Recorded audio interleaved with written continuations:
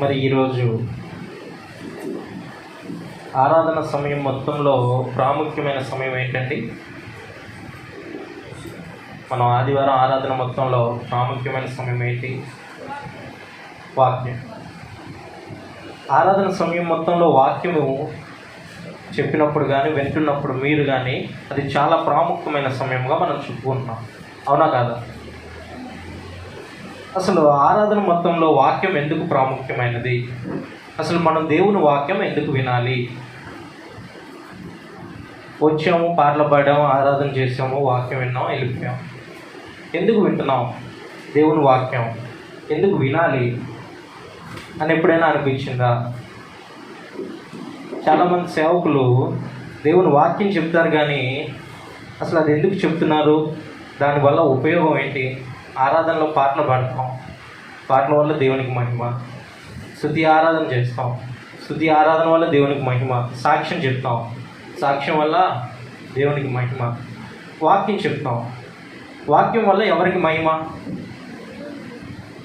దేవునికి మహిమ అని మనం అనుకుంటున్నాం, కానీ వాక్యం వల్ల ఎవరికి మహిమ అంటే, ఒక అతను నేను అడిగాను మొన్న, వాక్యం ఎందుకు వింటున్నారండి మీరు చర్చికి వచ్చి? వాక్యం వినాల్సిన అవసరం ఏంటి? ప్రతి ఆదివారం మీరు చర్చికి వెళ్ళి వాక్యం ఎందుకు వింటున్నారంటే, ఆయన చెప్పాడు, దేవుడు మనల్ని సృష్టించాడు కదా, అందుకని దేవుని వాక్యం వినాలంట. అవునా? దేవుడు మనల్ని సృష్టించాడు కాబట్టి మనం దేవుని వాక్యం వినాలా?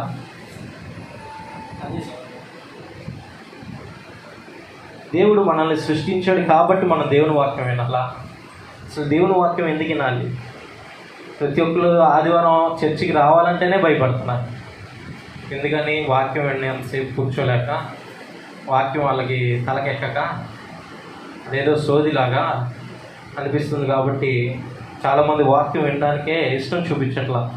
అయితే దేవుని వాక్యం ఎందుకు వినాలి అనేది దేవుడు రోమీలకు 10:17 ఒక మాట ఉంటుంది. ఏ మాట చదవండి.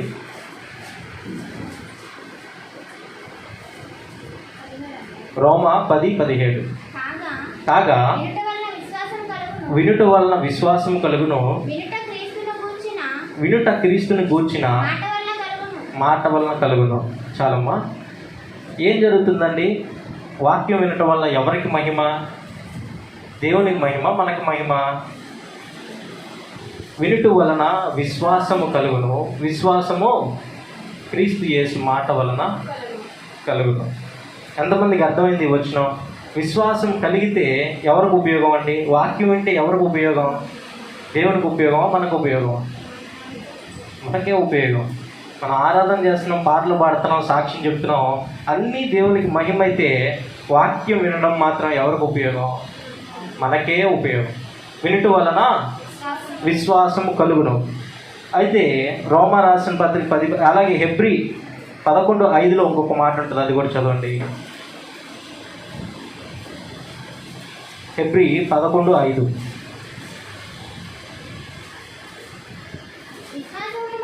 విశ్వాసమును బట్టి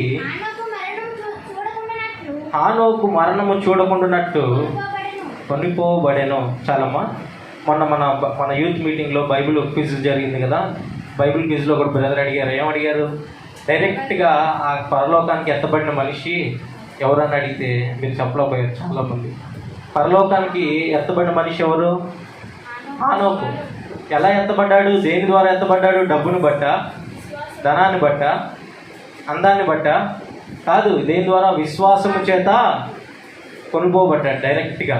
విశ్వాసం ఎవరికి ఉపయోగం? మనకు ఉపయోగం, దేవునికి ఉపయోగం కాదు. వాక్యం వినడం ఎవరికి ఉపయోగం? మనకు ఉపయోగం. చాలామంది వాక్యం చెప్తుంటే చర్చలకు రావట్లేదని మోటివేషనల్ స్పీచ్ చెప్తున్నారు, వాక్యం చెప్పట్లా. నువ్వు బాధలో ఉన్నావా, బయటకు వచ్చేస్తావు. నువ్వు బాధలో ఉన్నావా, భయపడద్దు. నువ్వు బాధలో ఉన్నావా, నవ్వు. ఈ రకంగా మోటివేషనల్ స్పీచ్లు చెప్తున్నారు కానీ అసలైన దేవుని వాక్యం చెప్పట్లా. అసలు దేవుని వాక్యం ఎందుకు వినాలంటే అది వినడం వల్ల మనకి విశ్వాసం కలుగుతుంది.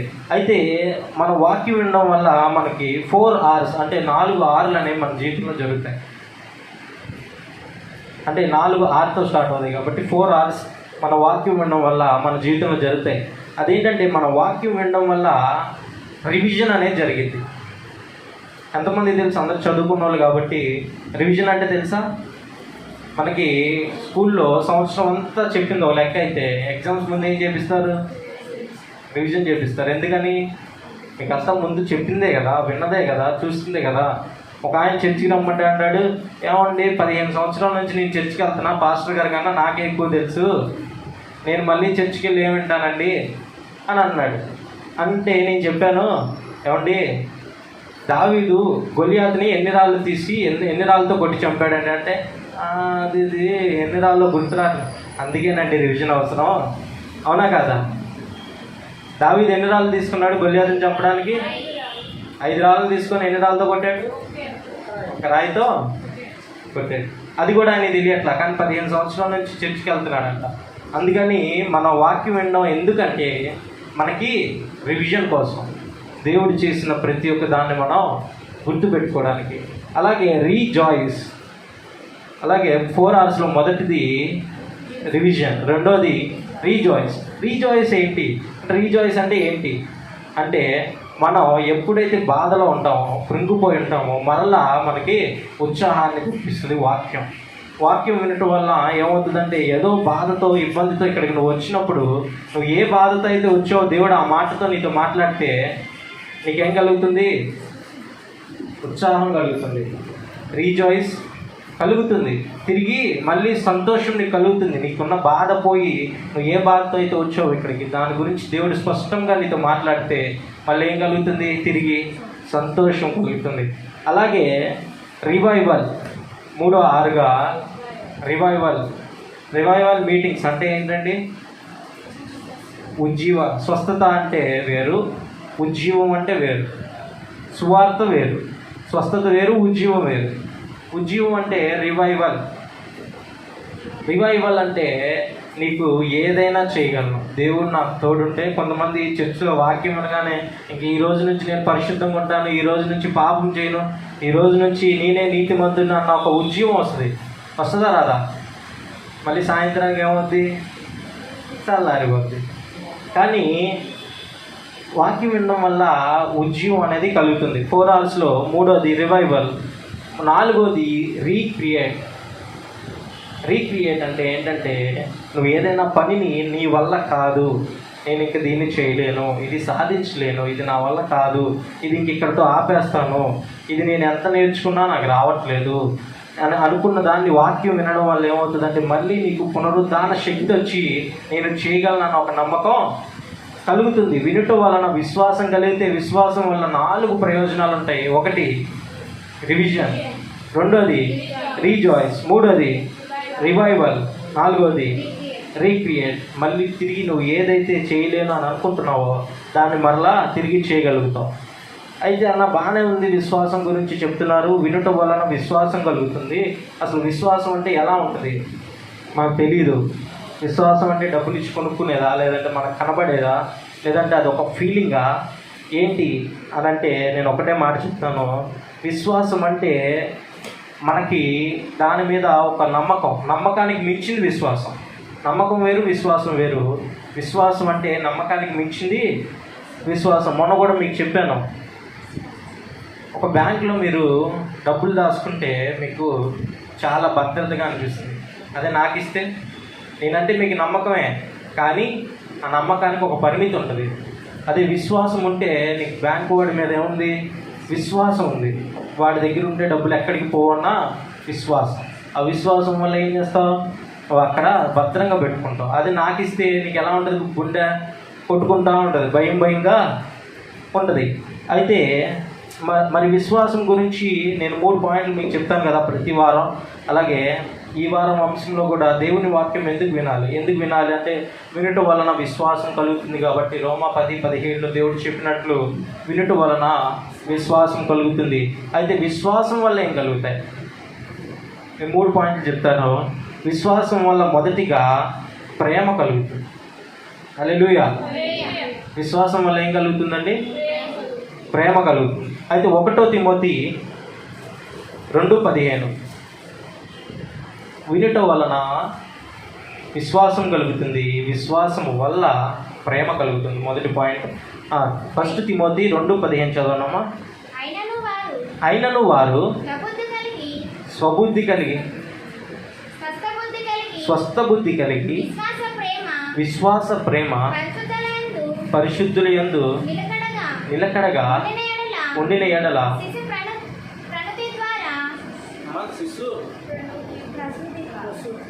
ప్రశుద్ధి ద్వారా ఆమె రక్షింపబడను. అక్కడ ఏం మాట మనకు ముఖ్యంగా కనబడుతుంది? విశ్వాసం ప్రేమ అక్కడ కనబడుతుంది కదా.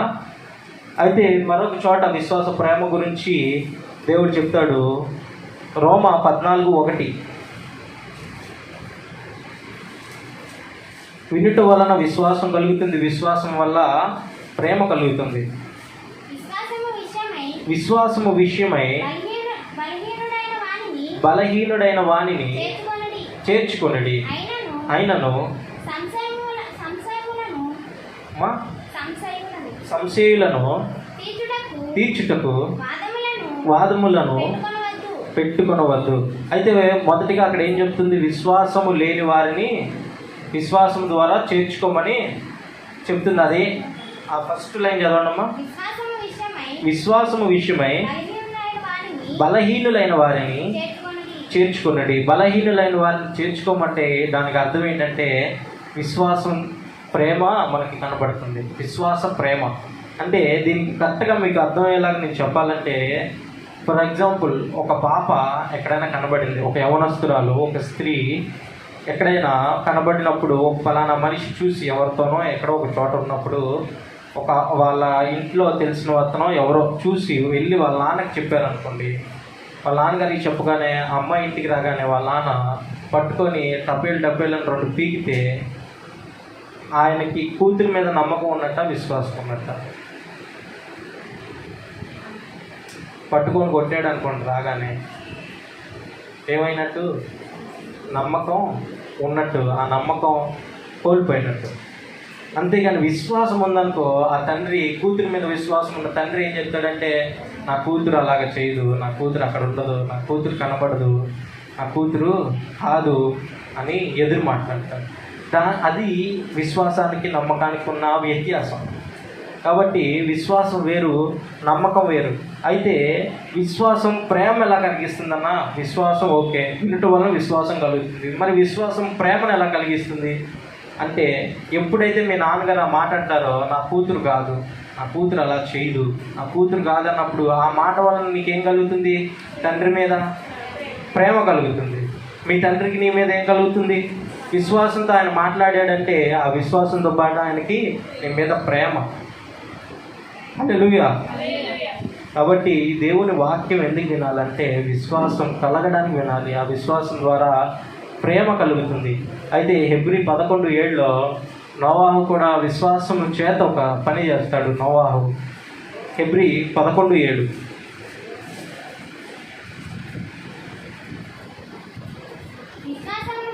విశ్వాసమును బట్టి నోవాహు అతి వరకు చూడని సంగతులను గూర్చి దేవుని చేత హెచ్చరింపబడి భయభక్తులు గలవాడై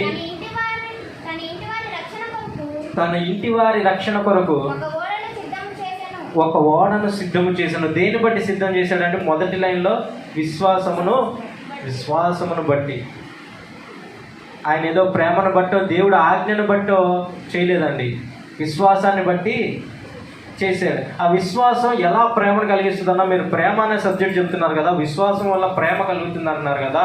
మరి నోవాహు విశ్వాసాన్ని బట్టి ఓడ కట్టాడు, కానీ అక్కడ ప్రేమ అన్న మాట రాలేదు కదా. అంటే నోవాహుకి ఓడ కట్టినప్పుడు దేవుని మీద ప్రేమ కలగకపోవచ్చు. ఎందుకంటే ఆ ఓడ కడుతున్నప్పుడు అంతా నార్మల్గా ఉన్న సిచ్యువేషన్, అక్కడ వర్షం లేదు, ఏమి లేదు, అంతా నార్మల్గా ఉన్నప్పుడు జనాలందరూ నోవాహును ఒక పిచ్చివాళ్ళ చూశారు ఓడ కడుతున్నాడని. ఎప్పుడైతే 40 రాత్రులు పగలు ఆగకుండా వర్షం కురిసిందో, ఆ ఓడ ఎప్పుడైతే నేల మీద నుంచి పైకి లేపబడిందో, అప్పుడు నోవాహుకి దేవుని మీద ఏం కలిగింది? విశ్వాసంతో పాటు ప్రేమ. దేవుడు ఆ కుటుంబాన్ని ఆ ఆపద నుంచి ఆ ఒక్క కుటుంబాన్ని మాత్రమే రక్షించాడని చెప్పి నోవాహుకి ఏం కలిగింది? ప్రేమ కలిగింది దేవుని మీద. అందుకే వినటం వలన విశ్వాసం కలుగుతుంది, విశ్వాసం వల్ల కలుగుతుంది. అలాగే మార్కు సువార్త 5:34 దేవుడు చేసిన ఒక సూచక క్రియ అక్కడ కనబడుతుంది. మార్కు 5:34. అందుకు ఆయన, కుమారి, నీ విశ్వాసము నిన్ను స్వస్థపరచెను, సమాధానము గలదానివై పొమ్ము. అయితే చాలమ్మా అక్కడ వరకు. ఇది అందరికీ తెలిసిందే. మరి మన రక్తస్రావంతో బాధపడుతున్న ఒక స్త్రీ దేవుడి వస్త్రపు చెంగును ముట్టుకొని స్వస్థపడింది. స్వస్థపడినప్పుడు దేవుడు ప్రేమ చూపించాడా? ఏం చూపించాడు? ఆమె విశ్వాసానికి దేవుడు చూపించింది ఏంటి? ప్రేమ, కోపమా? ప్రేమ చూపించి దేవుడు ఏమన్నాడు? నీ విశ్వాసము నిన్ను స్వస్థపరచెను, సమాధానము గలవదానివై పొమ్ము అని దేవుడు సెలవించాడు. అంతేగాని నన్ను అడగకుండా నువ్వు నా వస్త్రపు చింగు ముట్టుకోవడానికి నీకు ఎంత ధైర్యం అని దేవుడు అన్నాడా? అనలేదు. అందుకని విశ్వాసం ఏం కలుగు చేస్తుందంటే ప్రేమను కలుగు చేస్తుంది. అయితే విశ్వాసం వల్ల మరొక లాభం ఉంది. ఇవన్నీ మన వాక్యం వినడం ద్వారా మనకు కలిగే ప్రయోజనాలు. మన దేవుని వాక్యం ఎందుకు వినాలి అంటే దేవుని కోసం మనం వినకూడదు. మన జీవితాన్ని దిద్దుకోవడానికి, మన బ్రతుకును బాగు చేసుకోవడానికి దేవుని వాక్యం వినాలి. అంతేగాని ఎవరో రమ్మన్నారు కూర్చొని వెళ్ళిపోతే అయిపోయింది కదా, ఏదో పాటలు పాడేసి 4 పాటలు పాడేసి వాక్యం టైంలో నిద్రపోయి వచ్చేస్తే అయిపోద్ది కదా. వాక్యం టైంలో నిద్రపోతే కళ్ళు మూసుకుంటే చెలో వాక్యం అయిపోద్ది, కానుకలు తర్వాత భోజనాలు పెడతారు, వచ్చేయచ్చు. ఇది కాదు వాక్యం. ఆరాధన ప్రతి దాంట్లో దేవుడు గణపరచబడితే వాక్య సమయంలో మాత్రం బ్రతుకులు మారుతాయి. బాధ నుంచి బలం వస్తుంది, అనారోగ్యం నుంచి స్వస్థత వస్తుంది, బలహీనత నుంచి ధైర్యం వస్తుంది. ఇవన్నీ వాక్య సమయంలో జరుగుతాయి. కాబట్టి ఆరాధన సమయం మొత్తంలో ప్రాముఖ్యమైనది వాక్య భాగంగా తెలియజేస్తారు. అయితే మన ప్రసంగ అంశం ఏంటంటే ఒకసారి చెప్పండి. దేవుని వాక్యం ఎందుకు వినాలి? ఎందుకు వినాలి?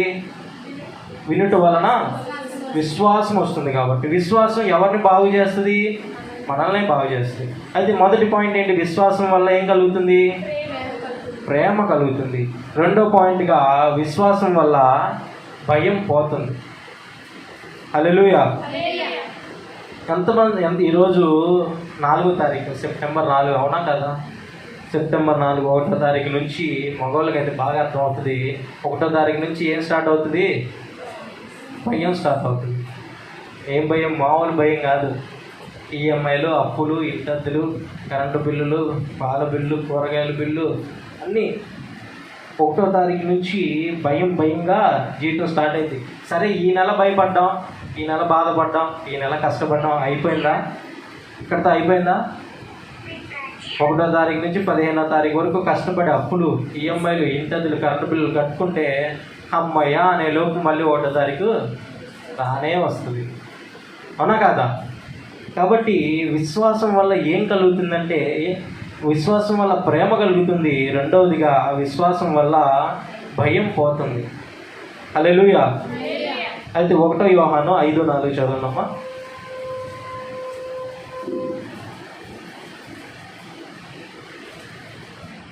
1 యోహాను, అందుకే క్విక్ రిఫరెన్స్ పెట్టేది. 1 యోహాను 5:4. దేవుని మూలముగా పుట్టిన వారు. 1 యోహాను 5:4.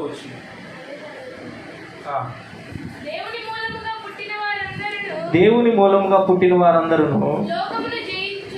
లోకమును జయించుదురు. లోకమును జయించిన విజయము మన విశ్వాసమే. దేని వల్ల లోకాన్ని జయించొచ్చంట? విజయము మన విశ్వాసం. విశ్వాసం మూలంగా లోకాన్ని జయించొచ్చండి. దేవుడు చెప్తున్న మాట ఏంటంటే భయం పోతుంది అనే రెండో మాటగా నేను చెప్తున్నాను. భయం ఎలా పోతుందంటే లోకమును జయించిన విజయము విశ్వాసమే. లోకాన్ని జయించేది ఏంటంటే మనకి లోకాన్ని జయించగలిగే అంత ధైర్యాన్ని ఏది ఇస్తుంది అంటే మన విశ్వాసం ఇస్తుంది. అయితే రెండవదిగా హబకుకు 2:4 చదివితే అక్కడ కూడా భయం పోయేటట్టుగా దేవుడు మాట చెప్తాడు. నీతిమంతుడు విశ్వాస మూలముగా వారు యథార్థ పరులు కాక తమలో తాము అతిశయపడుతూ, అయితే నీతిమంతుడు విశ్వాస మూలముగా బ్రతుకును. నీతిమంతుడు దేని మూలంగా బతుకుతాడండి? విశ్వాస మూలంగా బతుకుతాడు, అంతేగాని భయపడుతూ బతకడు. కాబట్టి మా అమ్మగారు కూడా నన్ను ఒక్కొక్కసారి అంటూ ఉంటారు, డబ్బులు లేవు, ఏం చేద్దాం, ఏంటి, ఎలా కడతావు, ఇంటి ఎలాగా, కరెంటు బిల్లు ఎలాగా, కారు పిస్తి ఎలాగా, ఇవన్నీ అంటా ఉంటే నేను అంటాను, విజయము విశ్వాసమే. నీతిమంతుడు ఎలా బతుకుతాడు? డబ్బును బట్టి బతకడు. నీతిమంతుడు విశ్వాస మూలముగా జీవించును. కాబట్టి అలాగే రోమాలో కూడా ఇదే మాట ఉంటుంది, సేమ్. రోమా 1:17 సేమ్ వర్డ్ దేవుడు 2 సార్లు బైబిల్లో రిపీట్ చేశారు. రోమా 1:17 ఎందుకనినా నీతిమంతుడు విశ్వాస మూలముగా జీవించునని రాయబడిన ప్రకారము విశ్వాస మూలముగా అంతకంతకు విశ్వాసము కలుగునట్లు దేవుని నీతి దాని యందు బయలుపరచుచున్నది. నీతిమంతుడు విశ్వాస మూలంగా జీవించననేది దేవుడు దేనికి సాదృశ్యంగా చెప్తున్నాడంటే, భయాన్ని వదిలేసి ధైర్యంగా బ్రతకమను. ఆకాశ పక్షులను పోషిస్తున్న దేవుడు మనల్ని పోషిస్తాడా? పోషించడా? ఎంతమంది నమ్ముతున్నారు? ఆకాశ పక్షులు అవి కూడా ఆలోచిస్తాయా? ఈరోజు ఏం తింటాను, ఈరోజు ఎక్కడికి వెళ్తాను, ఈరోజు ఎక్కడ నాకు ఏం దొరికిద్దని ఆలోచిస్తాయా? వాటి విశ్వాసం ఏంటి? దేవుడు నన్ను పోషిస్తాడు, నన్ను సృష్టించిన సృష్టికర్త నాకు ఆహారాన్ని సమకూరుస్తాడనే ఒక ధైర్యం. అయితే హెబ్రీలో ఇంకో మాట ఉంటుంది. కొంతమంది చాలామంది అనుకోవచ్చు, అన్న బాగానే ఉంది మీరు చెప్తున్నారు, విశ్వాసం భయాన్ని పోగొడుతుంది. మరి భయం ఎందుకు ఉండదన్న? భయం మనం కట్టకపోతే నలుగురిలో అవమానించబడతాం. మన టయానికి, అనుకున్న సమయానికి, అనుకున్న డబ్బు మనం కట్టలేకపోతే నలుగురి చేత అవమానించబడతాము, నలుగురి చేత బాధపరచబడతాము, వాళ్ళ మాటల వల్ల మనకి గాయం అవుతుంది అని మనం అనుకున్నట్లయితే హెబ్రీలో మోషే ఒక మాట చెప్తాడు. హెబ్రీలు రాసిన పత్రిక 11:24 11:24 మోషే పెద్దవాడైనప్పుడు విశ్వాసమును బట్టి ఐగుప్తులో ధనము కంటే క్రీస్తు విషయమై నింద గొప్ప భాగ్యమని ఎంచుకొని అల్పకాలము పాపభోగము అనుభవించుట కంటే దేవుని ప్రజలతో శ్రమ అనుభవించడం మేలని. చాలా మొదటి లైన్ ఒకసారి చదవండి. మోషే పెద్దవాడైనప్పుడు విశ్వాసమును బట్టి ఐగుప్తు ధనము కంటే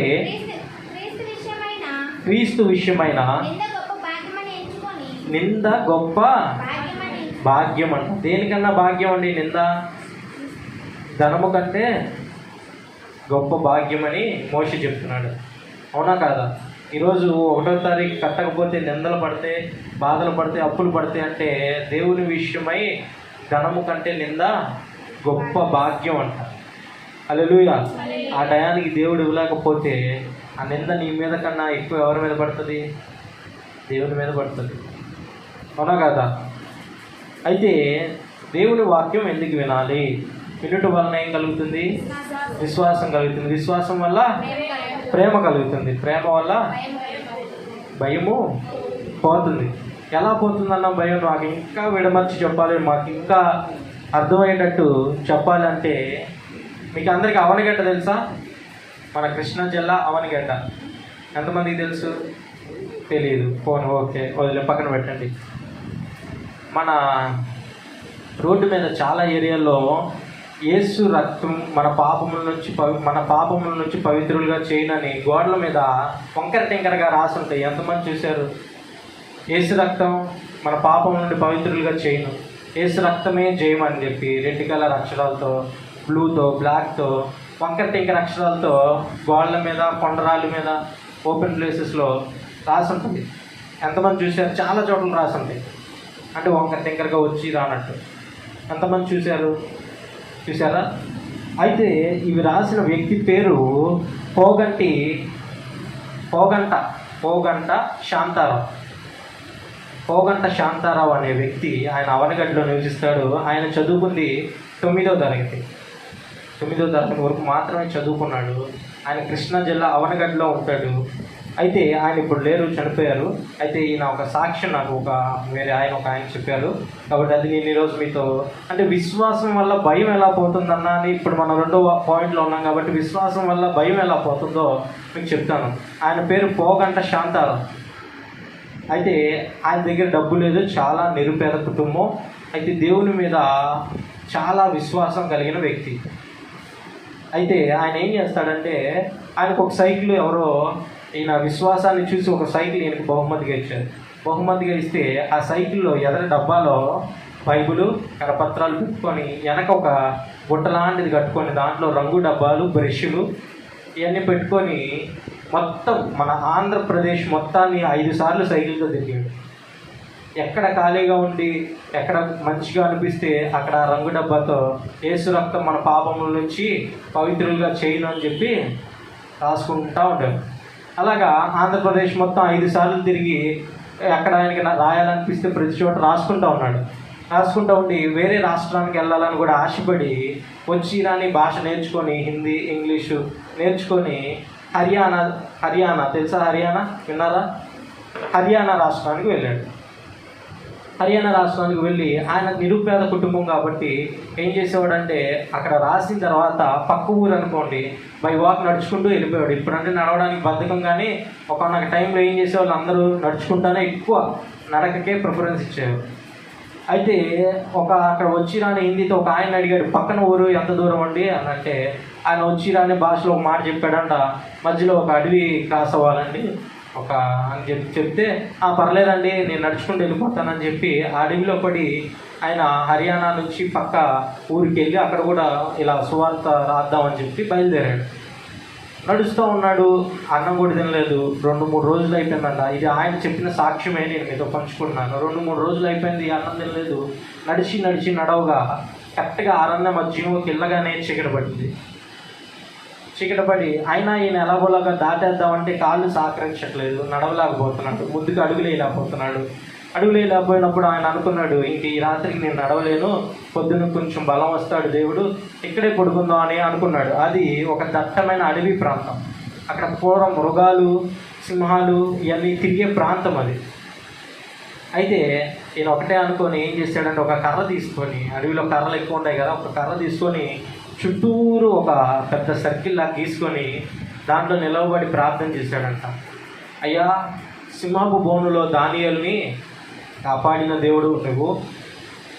దానియేలు ఎంతైతే విశ్వాసం కలిగి ఉన్నాడో అదే విశ్వాసంతో నేను ఈరోజు ఇక్కడ ప్రార్థన చేస్తున్నానని చుట్టూ ఒక సర్కిల్ గీసుకొని అందులోనే పడుకున్నాడంట. నైట్ అందులోనే పడుకొని ఉదయం లెగిసి మళ్ళీ ఎండ మొహం మీద పడినాక 8 గంటల ఆ ప్రాంతంలో మొహం మీద ఎండ పడిన సమయంలో లెగిసాడంట. బాగా అలిసిపోయి ఉన్నాడు కదా, బాగా మత్తు గాఢమైన నిద్ర పట్టింది. లెగిసిపోయి చూసేసరికి ఆయన గీసుకున్న ఆ సర్కిల్ చుట్టూరు పులుల కాలచ్చులు, ఏనుగుల కాలు ముద్రలు అవన్నీ కనబడుతున్నాయంట. ఆయన సజీవంగా చెప్పిన సాక్ష్యం అన్నీ వచ్చి ఆయన దగ్గరికి వచ్చి ఆ సర్కిల్ బయటే అక్కడే పులుల కాలు ముద్రలు, ఏనుగుల కాలు ముద్రలు అక్కడ ఉన్నాయంట. ఆయన చూసి మళ్ళీ ప్రార్థన చేశాడంట, ప్రభువా నువ్వు నా జడలో చాలా అద్భుత కార్యాన్ని చేశావు, ఈ గీత దాటి ఏ మృగాన్ని కూడా నా దగ్గరికి రానివ్వలేదు అని చెప్పి అలాగే ప్రార్థన చేసుకుంటూ నడవడానికి ఓపిక లేక అలాగే కూర్చొని అలా ఆలోచిస్తున్నాడు, ఎలా వెళ్ళాలి, నాకు ఓపిక లేదు, నడవలేకపోతున్నాను అని అలా కూర్చుంటే అదే సమయంలో ఉదయకాలం అడవిలో నుంచి ఒక కారు వెళ్తుందంట. కారు వెళ్తుంటే ఈయన చూశాడు కానీ మనసులో ఆలోచిస్తున్నాడంట, ఆపాలా వద్దా, ఆపితే డబ్బులు అడుగుతారేమో, ఎక్కించుకుంటే డబ్బులు అడుగుతారేమో అని అలా కూర్చుని ఉంటే ఆ కారు అలాగా ఆయన దాటి ఎదరికి వెళ్ళిపోయి మరి ఎవరో బ్రేక్ వేసినట్టు ఆ కారు వాళ్ళు ఆపి మళ్ళీ వెనక్కి వచ్చి ఏమంటే మీరు ఇక్కడ ఎందుకున్నారంటే, నేను ఇలాగ ఫలానా యేసు ప్రభు ఇలా రాస్తూ ఉంటానండి, ఇలా వెళ్తున్నాను, ఇక్కడ ఆగానండి అని అంటే, సరే రండి కారు ఎక్కండి అని అన్నారు. అంటే లేవండి నా దగ్గర డబ్బులు లేవండి, మీ దగ్గర ఇవ్వడానికి కూడా నా దగ్గర డబ్బులు లేవంటే, పర్లేదు రండి మేము ఎక్కించుకుంటాము, మాకు డబ్బులు కాదు ముఖ్యము, మిమ్మల్ని బయటికి తీసుకెళ్ళాలని చెప్పి వాళ్ళు ఎక్కించుకొని వాళ్ళంతా అన్ని సంప్రదాయానికి చెందిన మనుషులు వాళ్ళంతా అడుగుతున్నారంట, నవ్వుతున్నారు, ఎగతాళి చేస్తున్నారంట. మీ దేవుడు గొప్పవాడైతే నిన్ను అరణ్యంలో అలా ఎందుకు వదిలేస్తాడు, నువ్వు రాత్రి అడవిలో పడుకున్నావా, మేము నమ్మాలా అంటే, మళ్ళీ వెనక్కి తిప్పమని కారు, అదిగోండి నేను పడుకున్న సర్కిల్ ఇది, అక్కడ ఉన్న గుర్తులు చూడండి, పులులు సింహాలు ఇవన్నీ రాత్రి వచ్చేళ్ళాయి అంటే వాళ్ళకు ఒక్కసారిగా మాటలేదంట. నిజంగా మీ దేవుడు నిన్ను రాత్రి కాపాడా? రాత్రి పులుల నుంచి సింహాల నుంచి మీ దేవుడు నిన్ను కాపాడితే మరి పొద్దున్నే నీకు వాహనం పంపించవచ్చుగా, పొద్దున్నే నీకు బైకో ఏదో ఒకటి పంపించవచ్చుగా అంటే ఆయన అన్నాడంట, పంపించాడు కదండి కారు. నేను అడిగానా మిమ్మల్ని? నేను ఆపానా మిమ్మల్ని? కనీసం నేను బతిలాడానా మిమ్మల్ని ఎక్కించుకోమని? అడగలా. మీరే ఆపారు, మీరే నన్ను బతిలాడారు, ఎక్కయ్యా బయట దించుతామని మీరే నన్ను బతిలాడారు, మీరే నన్ను ఎక్కించుకున్నారు అని చెప్పి కారు ఎక్కి కూర్చుంటే సరే అని ఎదరికి తీసుకెళ్ళి ఈయన మాటలకు వాళ్ళు ఎంతగానో ప్రోత్సహించబడి ఆయనకు భోజనం పెట్టించారు. అయితే 3 రోజుల నుంచి అన్నం తినలేదు కాబట్టి ఆయన తినే పద్ధతిని చూసి వాళ్ళకి చాలా జాలనిపించి డబ్బులు కూడా ఇచ్చారంట. తీసుకెళ్ళారు, అన్నం పెట్టారు, డబ్బులు ఇచ్చారు. డబ్బులు ఇచ్చి, నాన్న నువ్వు మహారాష్ట్ర పూనా వస్తావా?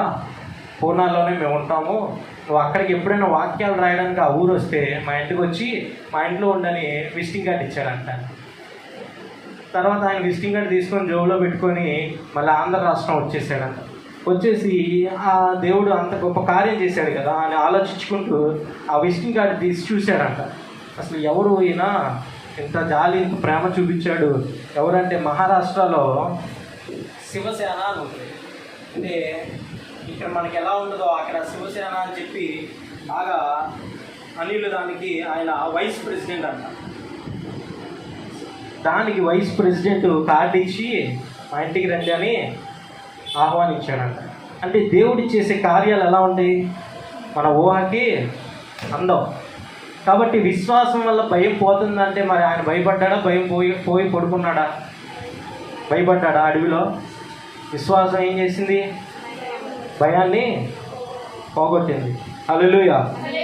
కాబట్టి విశ్వాసం ఏం చేస్తుందంటే, అలాగే మోషే గారు కూడా చెప్తున్నారు ఏంటంటే, మళ్ళీ చదవండి, ఎబ్రీ 11:24. మోషే పెద్దవాడైనప్పుడు విశ్వాసమును బట్టి ఐగుప్తు ధనము కంటే క్రీస్తు విషయమై ఎంత గొప్ప భాగ్యం అని ఎంచుకున్నాడంట. హల్లెలూయా. కాబట్టి విశ్వాసం ఏం చేస్తుందంటే ప్రేమను కలిగిస్తుంది. విశ్వాసం ఏం చేస్తుంది? భయాన్ని పోగొడుతుంది. అలాగే విశ్వాసం ఒక లాస్ట్గా నేను 3వ మాట చెప్పి ముగిస్తాను. విశ్వాసం ఏం చేస్తుందంటే విశ్వాసం నీతిగా ఎంచుతుంది. హల్లెలూయా. విశ్వాసం వల్ల మనం ఏం చేస్తామంటే నీతిగా ఎంచబడతాం. హల్లెలూయా. రోమా 4:5 చదివినట్లయితే దీని గురించి బైబిల్లో ఒక వాక్యం ఉంటుంది.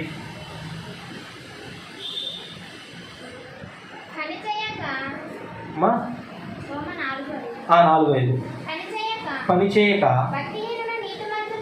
భక్తిహీనుని నీతిమంతునిగా తీర్చువాని యందు విశ్వాసముంచువానికి వాని విశ్వాసము నీతిగా ఎంచబడుచున్నది.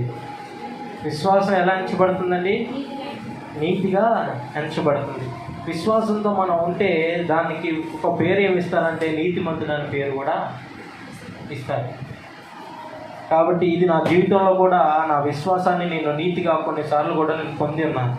కాబట్టి మీకు ఈ మాట చెప్పగలుగుతున్నాను. మా నాన్నగారు ఇక్కడ ఉన్నారు. మా నాన్నగారు ఒక ఆయన దగ్గర వంటంలో ఒక ఆయన దగ్గర పనిచేసేవాళ్ళు. ఆయన దగ్గర పనిచేసినప్పుడు ఆయన మొదటి నెల జీతం కరెక్ట్గానే ఇచ్చాడు. 1 సంవత్సరం 2 సంవత్సరాలు బాగానే ఇచ్చాడు జీతం. 3వ సంవత్సరం నుంచి జీతం ఇవ్వడానికి ఇబ్బంది పెట్టేవాడు. అసలు ఆయనకే కొంచెం బిజినెస్ సరిగ్గా ఉండక జీతం ఇవ్వడానికి ఇబ్బంది పెట్టేవాడు.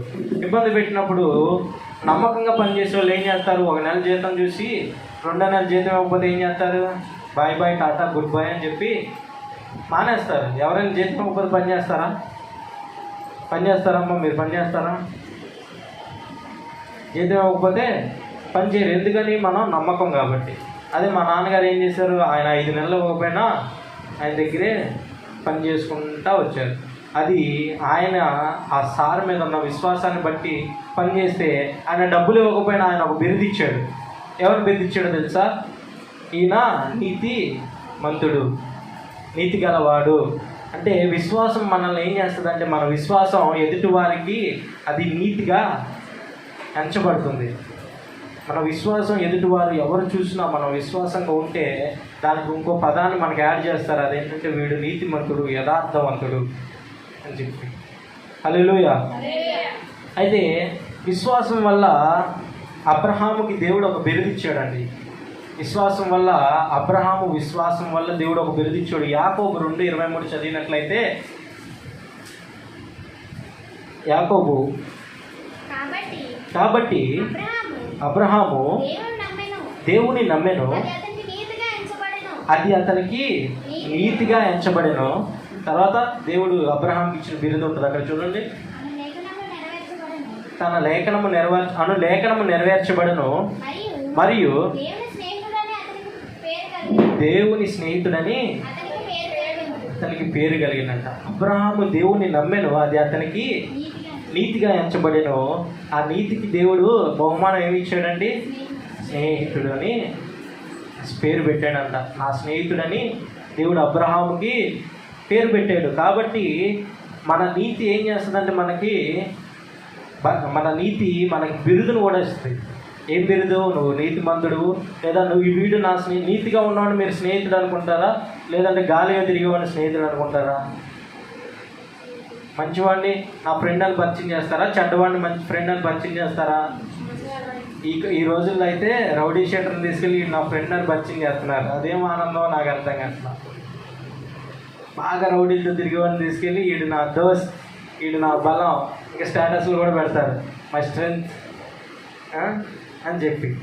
అంటే నీతిమంతులు ఒకనొక టైంలో నీతిమంతుల్ని స్నేహితుడిగా పరిచయం చేస్తే ఇప్పుడు ఏం చేస్తున్నారంటే ఎవడు పాపుల్లో ప్రధానుడో వాడినే ఫ్రెండ్గా అనౌన్స్ చేస్తున్నారు. అయితే అబ్రహాము దేవుని నమ్మెను, అది అతనికి నీతిగా ఎంచబడెను. అందుకని దేవుడు ఏం పేరు ఇచ్చాడు అబ్రహాముకి? స్నేహితుడిగా పేరు పెట్టు. అయితే తోమా కూడా మాట యోహాను 20:27 లాస్ట్గా నా మాటలు ముగిస్తున్నాను. నేను 3 పాయింట్లు కాబట్టి లాస్ట్గా 2 మాటలు చెప్పి నేను ముగిస్తాను. యోహాను 20:27 యోహాను 20:27 తరువాత తోమాను చూచి నీ వ్రేలు ఇటు చూచి నా చేతులు చూడుము, నీ చెయ్యి చాపి నా ప్రక్కలో ఉంచి అవిశ్వాసివి కాక విశ్వాసి అయి ఉండమని దేవుడు చెప్పాడు. అయితే ఇది క్లియర్గా నేను చెప్పాలంటే తోమా ఏం చేశాడంటే దేవుడు చనిపోయి తిరిగి లేచాడని అందరూ చెప్తుంటే తోమా నమ్మాడా నమ్మలేదా? అయ్యా తోమా నమ్మాడా నమ్మలేదా? నమ్మలేదు. హల్లెలూయా. అందరూ నమ్మారు. కానీ తోమా ఏమన్నాడంటే ఆయన నిజంగా లెగిస్తే ఆయన చేతులకు మేకులు కొట్టారు కదా, ఆ మేకులో ఇలా నా చేయి పెట్టి చూస్తే కానీ నమ్మనన్నాడు. నమ్మనంటే దేవుడు చెప్పిన మాట చదవండి అక్కడ.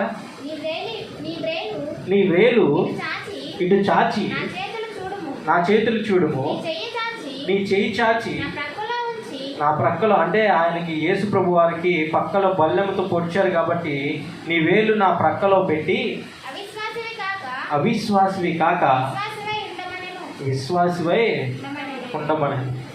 ఆ తర్వాత చదవండమ్మా. అందుకు తోమా ఆయనతో నా ప్రభువా నా దేవా అనేను. అప్పుడు నమ్మాడండి. చాలామంది అంతే, దేవుడు కార్యం చేసేంత వరకు నమ్మరు. దేవుడు దిగి వచ్చి అలా కనబడితే కానీ నమ్మరు. దేవుడు కార్యం చేస్తే కానీ నమ్మరు. దేవుడిని చూపించాలంట చాలామందికి. నువ్వే దేవుడు అయితే నాకు చూపించు అంటే కొంతమంది దానికి కౌంటర్గా ఏం మాట్లాడుతున్నారంటే గాలి కనబడుతుందా, నొప్పి కనబడుతుందా అని చెప్పి చంప మీద ఒకటి పీకి నొప్పి కనబడితే నీకు నొప్పి తగిలితే నీ నొప్పిని చూపించు అని కూడా మాట్లాడుతున్నారు. కానీ తోమా ఏం చేశాడు? తోమా కూడా మనలాగే మన భారతదేశానికి సువార్త తీసుకొచ్చింది ఎవరు? కానీ మరి మీరు బైబిల్ క్విజ్లో పార్టిసిపేట్. కాబట్టి తోమా ఏం చేశాడంటే దేవుడిని నమ్మలేదు. కాబట్టి దేవుడు ఏమన్నాడు? చూసి అవిశ్వాసివి కాక విశ్వాసివై ఉండమని. ఈరోజు మీరు ఎలా ఉన్నారు? నేను అడిగే ప్రశ్న ఏంటంటే మీరు నమ్మకం కలిగిన వారిలా ఉన్నారా, విశ్వాసులాగా ఉన్నారా? విశ్వాసం గలవారై ఉన్నారా? మనకి అందరికి పేరేంటండి? మనందరం చర్చిలో ఉంటున్నాము, మనందరికి ఏమని పేరు పెట్టి పిలుస్తారు బయట వాళ్ళు? బిలీవర్స్ అంటే విశ్వాసులు, అంతేగాని నమ్మకమైన వాళ్ళు, నమ్మకస్తులు అని పెట్టారు. ఆ పేరు ఏమని పెట్టారు? విశ్వాసులం అని పేరు పెట్టాడు. విశ్వాసులం అని పేరు పెట్టినప్పుడు మనం ఎలా ఉండాలి? విశ్వాసం గలవారై ఉండాలి. దేవుడు చేసినా చేయకపోయినా మనం ఎదురు చూడాలి. విశ్వాసం ఏం చేస్తుందంటే నీతిగా ఎంచబడుతుంది. విశ్వాసం ఎదురు చూపును కూడా ఇస్తుంది. ఎంతో విశ్వాసం దేవుడు అడిగాడా? కొంత అడిగాడా? బైబిల్లో ఒక మాట ఉంటుంది, ఎవరు చెప్తారు? విశ్వాసం ఎంత ఉంటే చాలని దేవుడు ఒక మాట. ఆవగింజ అంత విశ్వాసం ఉంటే, ఆవగింజ ఎంత ఉంటుంది? వంటలు చేసేవాళ్ళుగా మీరందరూ, ఎంత ఉంటుంది ఆవగింజ? చిన్న విశ్వాసం, కొంచెం ఆవగింజంత విశ్వాసం నీలో ఉంటే కొండ కూడా కదిలిద్దంట. కొండను లేచి నువ్వు వెళ్ళి సముద్రంలో పడుదు అని చెప్తే పడిద్ది, జరిగిద్ది. దేవుడు ఏం చెప్తున్నాడు? ఆవగింజంత విశ్వాసం ఉంటే చాలు అన్నాడు. మరి దావీదు గొలియాతుని దేంతో చంపాడు? ఒడిసితో చంపాడు, రాయితో చంపాడు కాదమ్మా, విశ్వాసంతో. ఆ రాయితో చనిపోతాడనే, ఆ రాయితో దేవుడు చంపుతాడు అన్న ఒక విశ్వాసం. సంసోను సింహాన్ని దేంతో చంపాడు? విశ్వాసమే. మీకు తెలిసినా తెలియకపోయినా మీరు చెప్పాల్సిన ఆన్సర్ ఏంటంటే విశ్వాసమే. చేతితో చంపాడా, గొడ్డలతో చంపాడా, కత్తితో చంపాడా? ఈ నేను అడగట్లా. దేంతో చంపాడు? దేవుని యందు విశ్వాసంతో. అబ్రహాముకి పేరు ఎలా వచ్చింది? ఏమని పేరు వచ్చింది కదా? అబ్రహాముకి ఏమని పేరు వచ్చింది? దేవుడు ఇచ్చిన బిరుదేంటి అబ్రహాంకి? దేవుని స్నేహితుడు. ఇప్పుడే చదివారు కదా, దేవుని స్నేహితుడని. ఎందుకు ఇచ్చాడు దేవుడు స్నేహితుడని? విశ్వాసము. అబ్రహాము దేవుని నమ్మాను కనుక అది అతనికి నీతిగా ఎంచబడెను, అతనికి దేవుని స్నేహితుడని పేరు పెట్టాను. హల్లెలూయా. కాబట్టి ఈరోజు మన ప్రసంగ అంశం ఏంటండి? దేవుని వాక్యం ఎందుకు వినాలి? వినటం వలన విశ్వాసం నీకు వస్తుందా, దేవుడికి వస్తుందా? మనకు వస్తుంది. మనకు విశ్వాసం వస్తే మనకు ఉపయోగమా, దేవుడికి ఉపయోగమా? మనకే ఉపయోగం. మనకు విశ్వాసం రావడం వల్ల ఏం కలుగుతుంది? విశ్వాసం వల్ల ప్రేమ కలుగుతుంది. ఎదుటి వారిని మనం ప్రేమించగలుగుతాం, వాళ్ళు కూడా మనం ప్రేమించగలుగుతాం. నీ విశ్వాసం వల్ల నీ తండ్రి నిన్ను ప్రేమిస్తాడు, నువ్వు నీ తండ్రిని ప్రేమిస్తావు. నీ విశ్వాసం వల్ల ఇరుగు పొరుగు వారిని ప్రేమిస్తారు, వారిని నువ్వు ప్రేమిస్తావు. చాలామంది కుక్కల్ని ఎందుకు ఇష్టపడతారండి? కుక్క విశ్వాసం చూపిస్తుంది కాబట్టి కుక్కను ఎక్కువ పెంచుకుంటారు. ఎక్కువ మంది కుక్కను పెంచుకుంటారు. ఏ పిల్లునో నక్కనో వీటిని ఎందుకు పెంచుకోరు? వాటికి విశ్వాసాలు ఉండవు. ఇక్కడ తింటుంది, అక్కడ పెడితే అక్కడ తింటుంది, అక్కడ పెడితే అక్కడ తింటుంది, ఎక్కడ పెడితే అక్కడ తింటుంది. పిల్లి పాలు నువ్వు పెట్టినా తాగిద్ది, ఎవరు పెట్టినా తాగిద్ది, దానికి విశ్వాసం ఉండదు. అదే కుక్క అనుకోండి, మీరు పిలిస్తే 100 మందిలో మీరున్నా, 1000 మందిలో మీరున్నా పరిగెత్తుకుంటూ దగ్గరికి వస్తుంది. కాబట్టి విశ్వాసం వల్ల ఏం కలుగుతుంది? ప్రేమ కలుగుతుంది. విశ్వాసం వల్ల ఏం పోతుంది? భయం పోతుంది. ఎలా పోయింది భయం? మన పోగంట శాంతారావు గారికి అరణ్యంలో ఎలాగ పోయిందో అలాగా మనకు కూడా పోతుంది. మన కరెంట్ పోతేనే భయం వస్తుంది. ఆయన ఆ అరణ్యంలో ఉండి కూడా ప్రార్థన చేయగలిగాడు. హల్లెలూయా. అరణ్యంలో మనం బైబిల్లో చాలామందిని అరణ్యంలో ఉండి ప్రార్థన చేయడం చూస్తాం. కానీ ఈయన మన అవనగడ్డకి మనకి దగ్గరే, మనకి మోస్ట్లీ ఒక 80 కిలోమీటర్లు, ఇక్కడ నుంచి 80 కిలోమీటర్ల దూరంలో ఉన్న ఊరు అవనగడ్డ. అక్కడ ఉన్న మనిషి అంత విశ్వాసంతో అరణ్యంలో కూడా నిద్ర చేశాడు. హల్లెలూయా. విశ్వాసం వల్ల ఇంకోటి ఏం కలుగుతుంది? మూడవదిగా విశ్వాసం మనల్ని నీతిమంతులుగా తీర్చుతుంది. నీతిమంతులుగా మన విశ్వాసం ఏం చేస్తుందంటే నీతిమంతులుగా మనల్ని మారుస్తుంది. ఎదుటి వాళ్ళకి మన విశ్వాసం వల్ల మనం ఎలా కనబడతాం అంటే నీతిమంతుడిగా కనబడతాం. విశ్వాసం లేకపోతే ఎలా కనబడతాం? అల్పుడుగా, పిరికివాడిగా కనబడతాం. నీతిమంతుడు మన వారం మనం చెప్పుకున్న వాక్యం, నీతిమంతుడు సింహం వలె ధైర్యంగా ఉంటాడు. హల్లెలూయా. కాబట్టి దేవుని వాక్యం మనం వినాలి. అది వినడం వల్ల మనకి ఉపయోగం తప్ప దేవునికి ఉపయోగం కాదు. ఆరాధన సమయం మొత్తంలో దేవుని సమయమే వాక్యం అనేది చాలా ప్రాముఖ్యమైనది. అది వినటం వల్ల మనకే చాలా ఉపయోగం. కాబట్టి ప్రతి వారం అనే కాదు, ఆదివారం అనే కాదు, ఏ రోజైనా కానీ దేవుని వాక్యం వినడానికి ప్రాముఖ్యత ఇవ్వండి. హల్లెలూయా. ఎక్కడున్నా కానీ దేవుని వాక్యం వింటే మళ్ళీ దేవునికి కొన్నిసార్లు ఏమనిపిస్తుంది అంటే, దేవుడి దగ్గరే ఎప్పుడు ఎందుకు ఉండాలి, లోకంతో కూడా కొంచెం సేపు ఉందాం, దేవునితోనే ఎప్పుడు ఉండాలా, దేవుని మాటలో ఎప్పుడు వినాలా, ఎప్పుడు మంచిగా ఉండాలా అన్న ఆలోచన కలిగినప్పుడు ఏం చేయాలంటే దేవుని వాక్యం వినాలి. అప్పుడు ఏం కలిగిద్దంటే మళ్ళీ మనకి విశ్వాసం కలిగింది, తప్పిపోకుండా మనం మన జీవితాన్ని కట్టుకోగలుగుతాం. వేరే లోకం వైపు మనం వెళ్ళకుండా మన జీవితాన్ని మనం కట్టుకోగలుగుతాం. మరి ఇంతటితో ఈరోజు వాక్యాన్ని నేను ముగిస్తున్న. ఒక కళ్ళు మూసుకున్నట్లయితే ఒక చిన్న ప్రార్థన చేసుకొని మనం ముందుకు వెళ్దాం. అందరూ కళ్ళు మూసుకోండి. మరి ఒక్కసారి కళ్ళు మూసుకొని మనం ఆరాధనలో దేవుని దగ్గరికి వచ్చాం కాబట్టి ఒకసారి కళ్ళు మూసుకొని దేవుని, ప్రభువా నాయన, ప్రభువా ఈ ఆదివారాన్ని మాకు ఇచ్చావు, సెప్టెంబర్ నెల నీవు ఇచ్చినందుకు నీకు స్తోత్రం అని ఒకసారి దేవుని ఒక 5 నిమిషాలు మీ అంతా మీరు ప్రార్థన చేయండి. తర్వాత మీ కొరకు నేను ప్రార్థన చేస్తాను. ఒక 5 నిమిషాలు మౌనంగా ఉండకుండా నోరులు తెరిచి ఒకసారి దేవుణ్ణి అడగండి.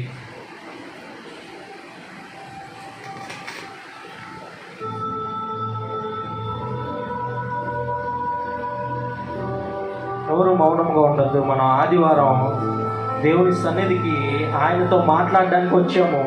ఆయన మనతో ఏమి మాట్లాడతాడో అది మనం వినడానికి ఇక్కడికి వచ్చాము. కాబట్టి దేవుడు మీతో మాట్లాడాడు. ఇప్పుడు మీరు దేవునితో మాట్లాడండి. దేవా, నాతో నువ్వు ఈరోజు మాట్లాడావు. అయినా ఈ వాక్యం ఎందుకు వినాలంటే, నువ్వు నన్ను సృష్టించావు కాబట్టి నీ వాక్యం వినాలని ఏదో ఒక మొక్కుబడిగా మేము వాక్యం వింటున్నాం. కానీ వాక్యం ఎందుకు వినాలంటే అది మాకు నీతిగా నువ్వు ఇచ్చావు.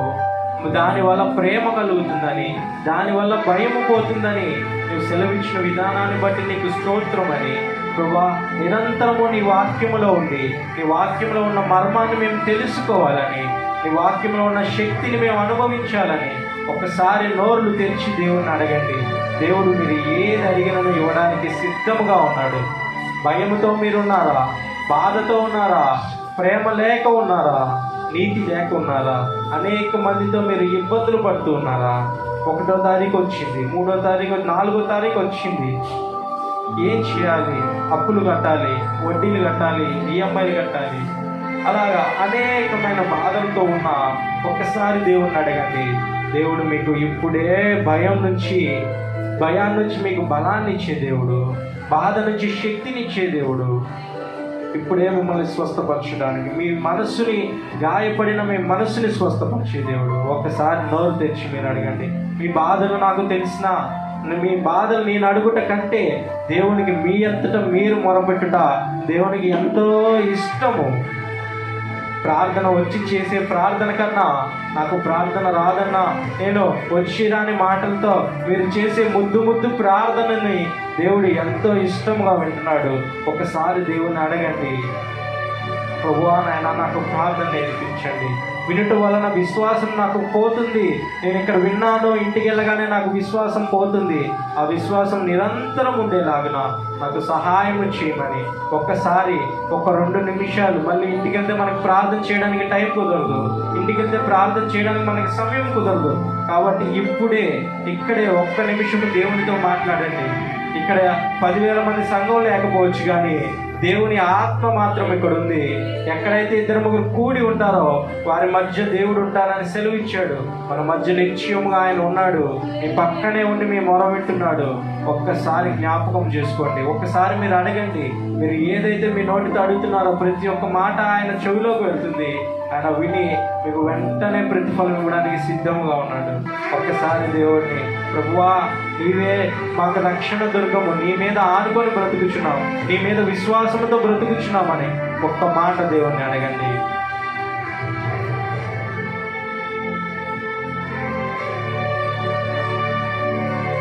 పరిశుద్ధుడా, ప్రేమ కలిగిన తండ్రి, నాయన నీవు ఇచ్చిన లేఖనము భాగమును బట్టి నీకు వందనాలు, స్తుతులు, స్తోత్రాలు చెల్లించుకుంటున్నాను. ఆయన ప్రభా, ఆయన ఒకరొకరిగా నాయన నువ్వు అనేక మందిని ఇక్కడికి పంపించి ఉన్నావు. ఆయన ప్రభా, ప్రతి ఒక్క బిడ్డను ప్రభా వాక్యము ద్వారా నువ్వు ప్రతి ఒక్క బిడ్డతో మాట్లాడావు.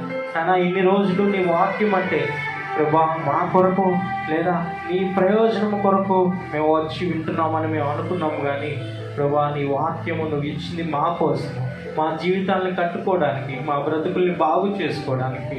ప్రభా ఆయన నీవు ఇచ్చిన వాక్యంలో ఉన్న శక్తిని, అసలు వాక్యం ఎందుకు వినాలనే మర్మాన్ని మేము తెలుసుకొని ఉన్నాము. ప్రభా నీ వాక్యము మాకు ప్రేమని ఇస్తుంది. ప్రభా నీ వాక్యము మాకు బాధ నుంచి బలాన్ని ఇస్తుంది. నీ వాక్యము భయాన్ని పోగొడుతుంది తండ్రి.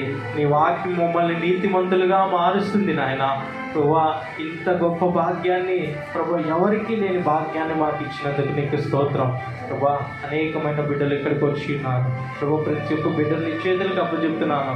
ప్రభా వాళ్ళ పై రూపము, వాళ్ళ పైన మొహము మాత్రమే నాకు తెలుసు, కానీ వాళ్ళ హృదయ రహస్యాలు ఎరిగిన దేవుడవు నీవు తండ్రి. ప్రభా వాళ్ళ హృదయంలో ఏ బాధ ఉందో, ఏ కష్టం ఉందో, ఏ అప్పుల ఇబ్బంది ఉందో నీకు మాత్రమే తెలుసు. ప్రభా అట్టి బాధను, ప్రభా అట్టి బలాన్ని మీరు ఇవ్వండి. ఆ బాధను తీసివేసి మీరే బలంలోకి నడిపించండి ప్రభా. ఆయన ఈ ఆరాధనలో ప్రభా అనేకమైన శక్తి పొందుకొని, మరి ముఖ్యంగా నీ మీద విశ్వాసము పొందుకొని, ఆ విశ్వాసము చొప్పున వారి జీవితాన్ని కట్టుకునే కృపను మీరు అనుగ్రహించండి. మీరే సహాయం చేయండి ప్రభా. ఎత్తబడిన వాక్యము వాళ్ళ హృదయంలో నాటండి ఆయన. అది ఫలించి విస్తరించి వాళ్ళు విస్తారముగా పంట కోయిలాగిన వాక్యాన్ని మీరు వాళ్ళ హృదయంలో నాటమని, మీరే సమస్త మహిమ ఘనత ప్రభావాలను పొందుకోమని ప్రభా ఈ ఆరాధన ఆది నుంచి అంతము వరకు నీ చేతులకు అప్పచెప్తూ ఆయన జరగబో బలారాధనను, నీ శరీరమును, నీ రక్తమును మేము తీసుకొని చుండగా ఆయన అది మాకు మరి ముఖ్యంగా మాలో ఉన్న కల్మషాన్ని, మాలో ఉన్న ప్రభా అనేక రకమైన రోగాల్ని తీసివేసి స్వస్థతను, సంపూర్ణతను, మంచి నీతిని అనుగ్రహించి మమ్మల్ని ముందుకు నడిపించేలాగా మీరే కృప చూపించమని మన ప్రభువును రక్షకుడైన యేసుక్రీస్తు నామములో అడిగి వేడుకుంటున్నాము తండ్రి. ఆమేన్.